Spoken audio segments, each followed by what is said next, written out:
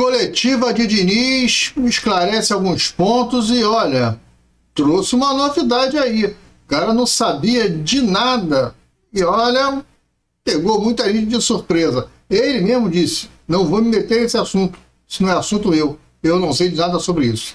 Como é que pode? Vamos falar sobre esse detalhe, mas antes eu pedir para que você não esqueça de deixar o like nesse vídeo, né? O seu like é muito importante para o nosso trabalho, é através do seu like que o vídeo se torna relevante. E aí o YouTube mostra para mais vascaínos o nosso trabalho aqui. É isso tudo por causa do que você deu o like, cara. Então, o like ajuda demais a gente. Outra coisa que eu quero te pedir, se você não for inscrito, que você se inscreva no canal, vai lá e ativa o sininho de notificações, aquela opção todas, tá bom? Assim, quando tiver vídeos novos aqui, o próprio YouTube te avisa. Vamos direto pro assunto do vídeo aí. Vamos falar do vídeo. Bem, o Diniz, na coletiva de jogo, ontem, né, no pós-jogo, deixou claro que ele gostou da atuação, mas não gostou do resultado, é claro. Falou que o Vasco atacou bastante, o Vasco deu 31 chutes, esqueceu de falar que foram só 9 na casinha, acertou 9 vezes a casinha, não quer dizer que foram chutes maravilhosos, mas acertou, o goleiro pegou, então nem que foi grande goleiro de defesa assim, mas chutou, o goleiro encaixou e tal. 9 chutes, acertou a casinha, do resto tudo para fora, tudo fora, sem direção, sem nada, né, então enfim. Mas ele usou esse número de 31 chutes, que foi uma grande produção, que se produzir dessa forma vai ter chances contra o Independente Del Valle, que reverteu o placar. Tomara.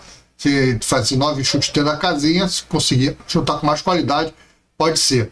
Mas disse que também a substituição que ele fez do Matheus Carvalho não foi o que promoveu o recuo do time. Ele não botou o Matheus Carvalho para recuar o time. Quando o David ele sente que tem uma câimbra, que se machuca, tem que sair. Ele falou que ficou entre o Garré e o Matheus Carvalho, e ele preferiu o Lloyd também, ele foi entre o Lloyd, o Garré e o Matheus Carvalho. Ele preferiu o Matheus Carvalho porque o Cocão vem treinando muito bem e sabe fazer aquela função ali de marcar em cima. Ele queria que o time continuasse marcando sob pressão, mas o time recuou naturalmente, porque ele não pediu para recuar. Então ele cita até 2 lances que o Ryan pega a bola na defesa, tem jogador para tocar a bola, para sair tocando, e prefere dar um bico para frente sem ninguém na frente. E o Nuno Moreira faz a mesma coisa. Faz isso aí. Foi isso que fez o time recuar. Entregar a bola de qualquer maneira para o adversário, em vez de tocar a bola, em vez de ter calma, de sair tocando. Foi isso que aconteceu. Mas ele não acha que o problema é psicológico, foi emocional. Ele achou que foi uma falha no momento do time, mas que depois que o Vasco tomou o gol, o Vasco se recuperou, foi para cima e não teve chance. O Vasco realmente amassou o Grêmio. Isso é verdade. O Vasco não jogou mal ontem, mas o Vasco não obteve o resultado que é importante. O Internacional ganhou, o Vasco perde mais uma posição na tabela, ainda tem os jogos de hoje, enfim.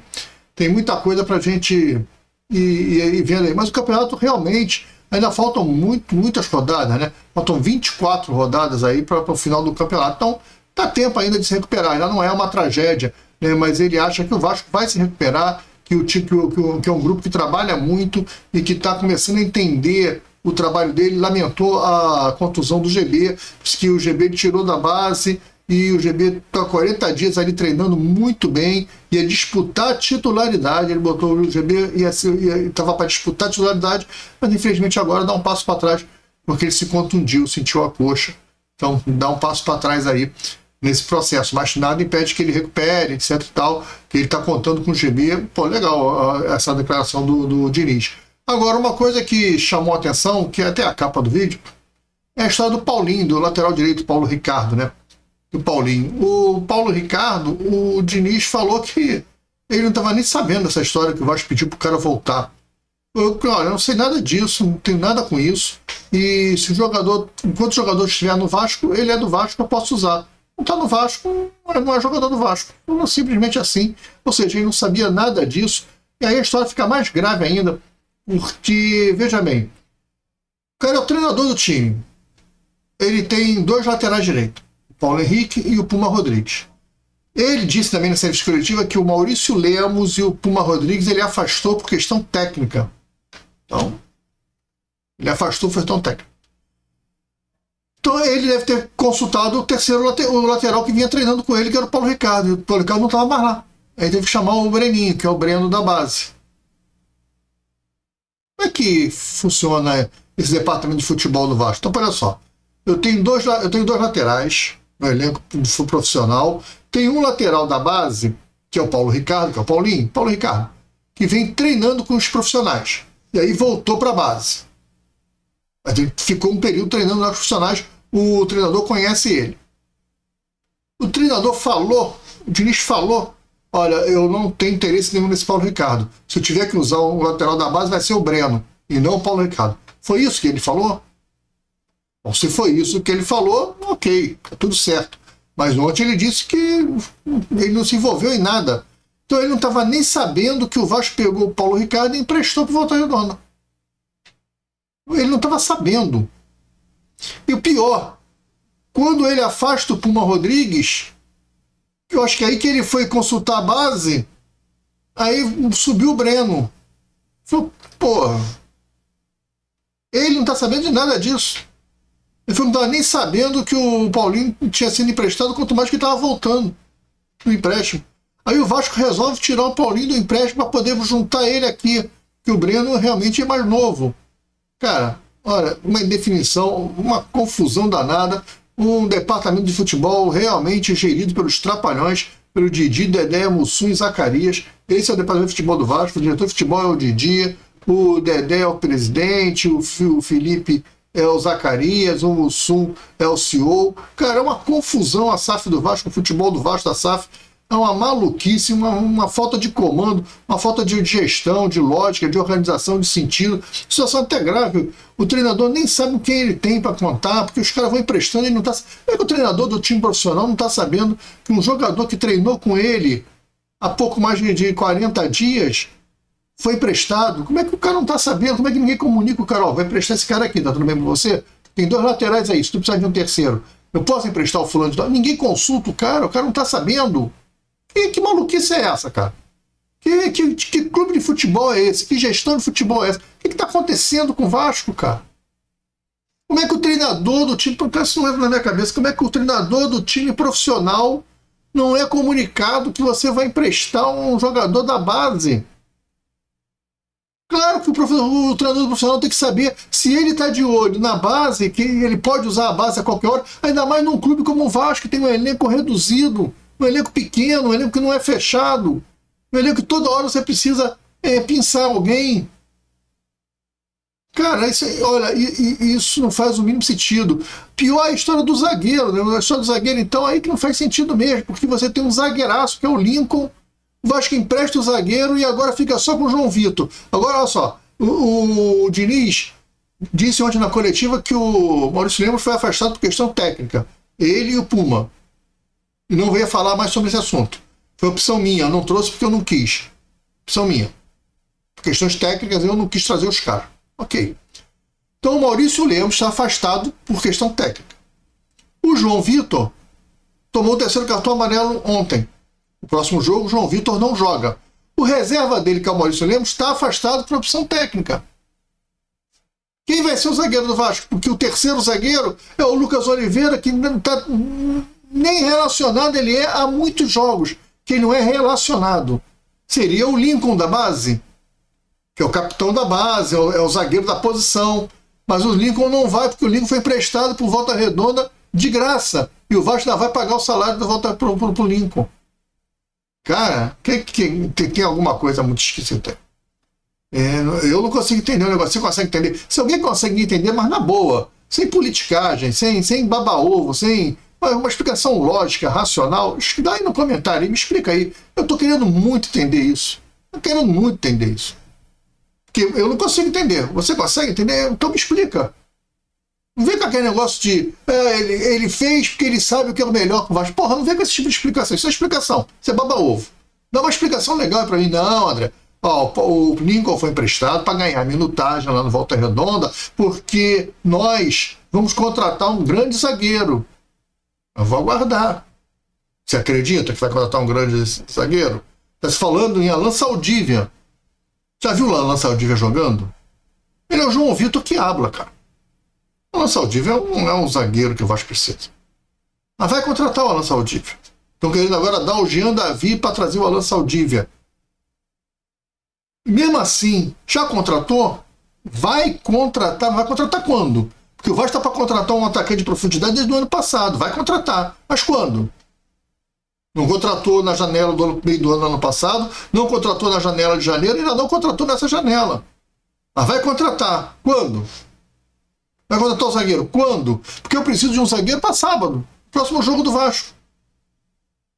No próximo jogo do Vasco a gente não tem um zagueiro. Vai botar o Maurício Lemos com deficiência técnica, afastado pelo treinador. Vai ter que colocar ele, porque não tem outro. É só isso.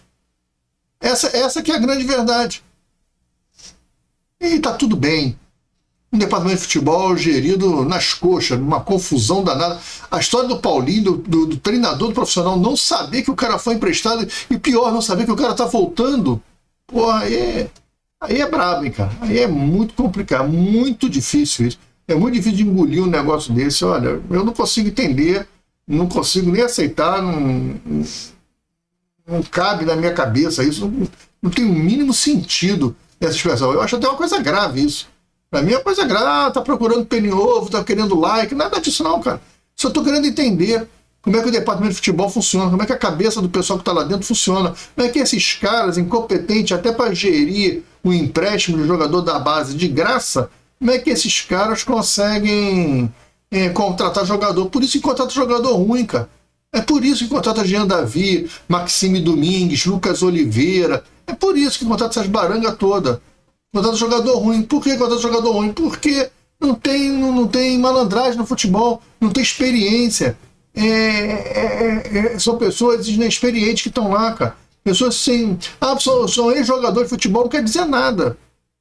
Quer dizer nada que o ex-jogador de futebol vai ser bom treinador? Nem todos foram. O ex-jogador de futebol vai ser bom gestor? Claro que não. Não tem sentido nenhum isso.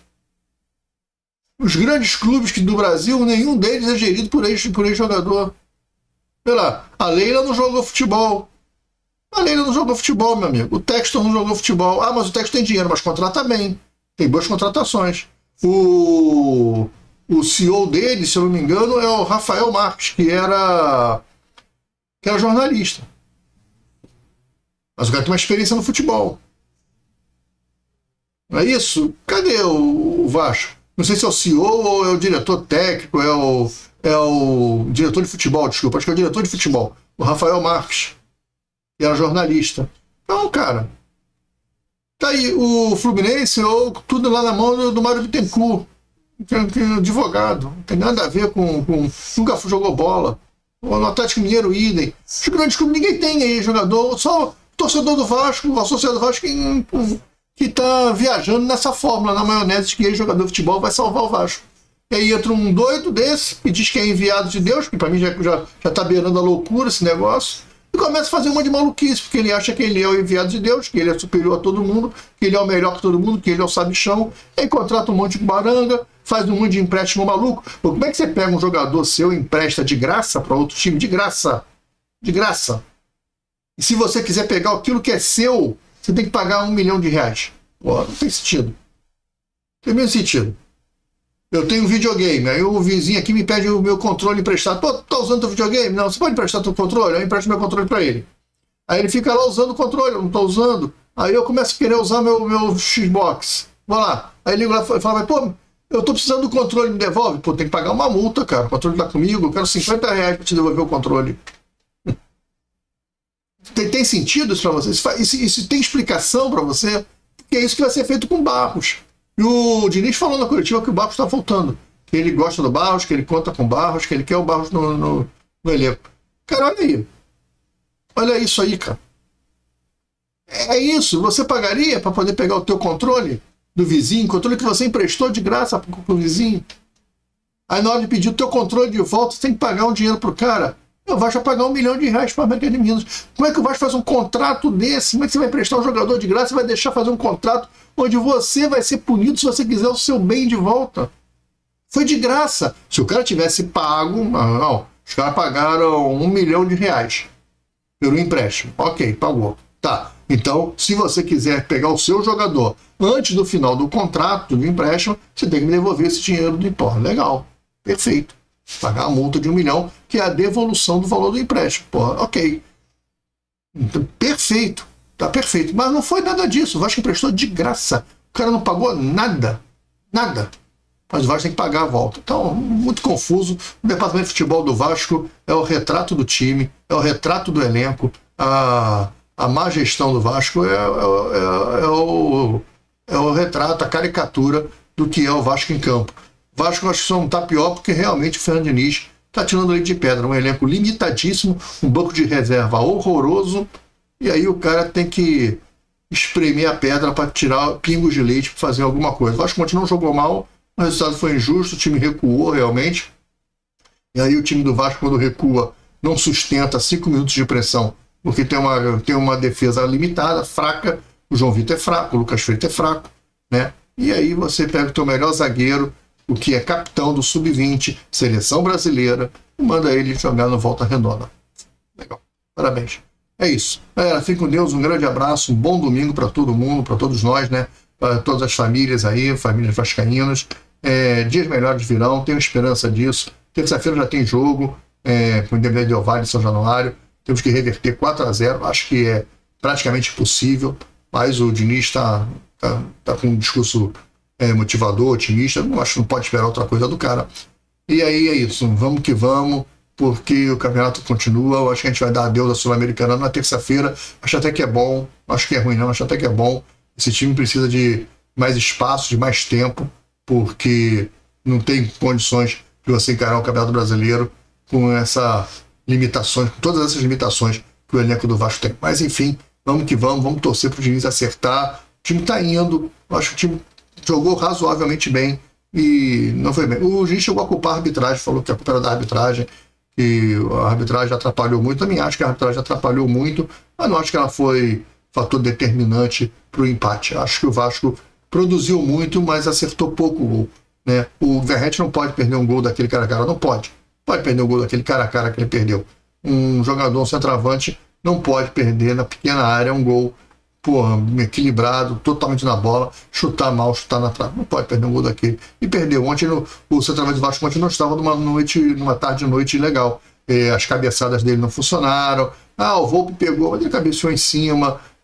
Não estava ontem numa tarde brilhante. E aí, acho que o resultado não apareceu. As coisas não aconteceram. Tá falado? É isso. Fiquem com Deus. Um grande abraço. Um bom domingo. Amanhã tem vídeo aqui no canal a partir de 8 horas da manhã. O Café do Gigante. Fui. Tchau.